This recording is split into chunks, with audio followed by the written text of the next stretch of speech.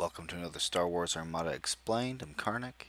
Today we're going to be looking at the boarding team Jyn Erso card for Star Wars Armada. And this is a boarding team, meaning that you need to have both a weapons team and offensive retrofit slot available to equip this card to. How can you tell? If you look in the bottom left hand corner, you'll see that it has both icons for one, a weapons team, and an offensive retrofit. Means that the ship that you're trying to equip this card to needs to have both of these slots available to put this card on it. It can't have just one or the other. It has to have both. It can have multiples of those symbols on the ship card.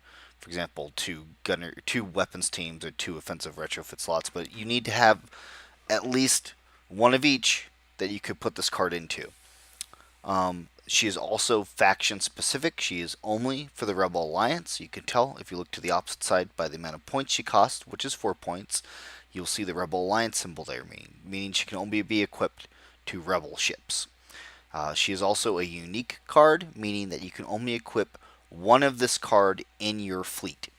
So Jyn Erso is when you reveal a command, you may discard a squadron dial or token and this card to choose one enemy ship at close range. If that ship has no raid tokens, it gains 2 raid tokens of your choice. If that ship has an objective token, you may also gain 1 victory token. So, how does this card activate? Well, it's when you reveal a command. So it's when you are activating a ship, you reveal the command. If you have a squadron command or a squadron token, you discard it and that card, and then you can trigger the effect. So you can't, for example, the hammerhead can't shoot and then move, and then you say, oh, now I'm using the card's effect. It's when you reveal the command, and it must be at close range, which close range in Star Wars Armada is essentially the closest circle here, the clear circle or black circle.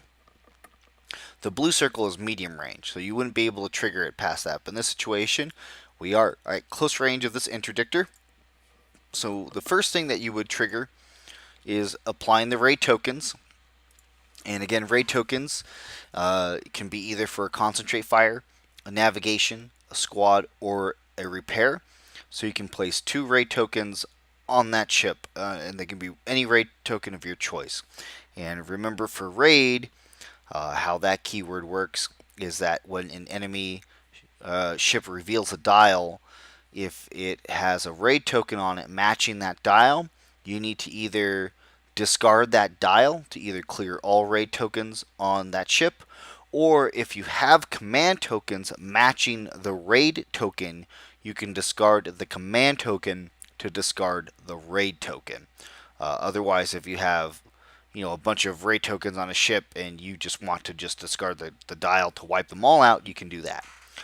Jyn also has a unique ability in that she can gain a victory token from a ship if it has an objective token on it. Now, the card interaction for this, it's very limited. There are only actually a few cards for which she can gain a benefit from. Now, technically, there are lots of cards where you can,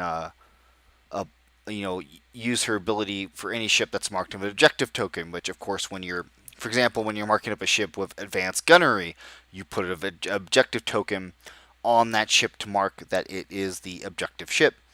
But advanced gunnery doesn't go by victory tokens. So even if you, for example, claimed a victory token from a ship with advanced gunnery, it means nothing because there's no point value assigned to it as dictated by the objective.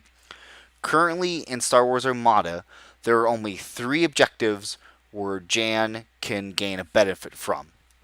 There's 1 in each category of the red, yellow, and blue.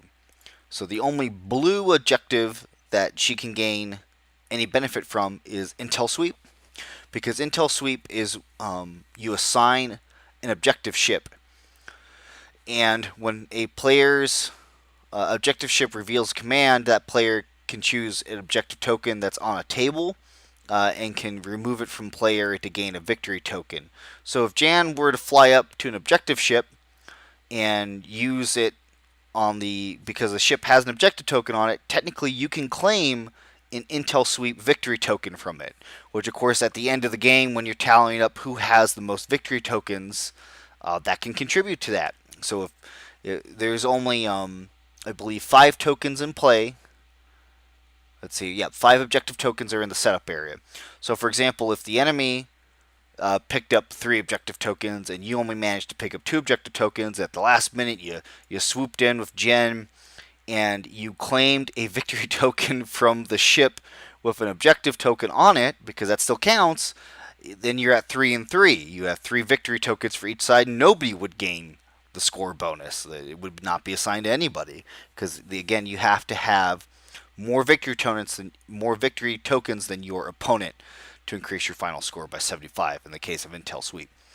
The other situation where Jyn can be used is if she is first player in Blockade Run.